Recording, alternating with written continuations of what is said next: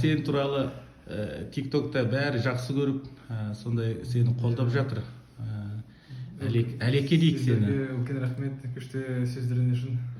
Рахмет, молодец.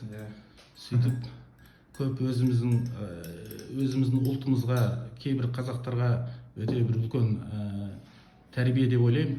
Сен өзің басқа ұлт болсаң да, бірақ біз енді бәріміз түркі халықпыз ғой. Сөйте тұрса да сен тез уақытта қазақ тілін үйреніп және қазақ тілін сыйлап, мемлекет тілін сыйлап жатқаныңа рахмет. Жұмысың мықты болып жүре берсін. Менде керек болады. Өзіңе керек болады дейтін. Көрдіңіздер ме? Дұрыс. Сол үшін үйренемін. Дұрыс. Жалпы Яқут, қазақ, Саха, қазақ өзі жалпы тегі жақын халықтарымыз ғой, бәріміз түркіміз ғой. Бір-біріміздің тілімізді біліп жүрген жақсы нәрсе. Солай деп ойлайық. Жақсы жігіттер.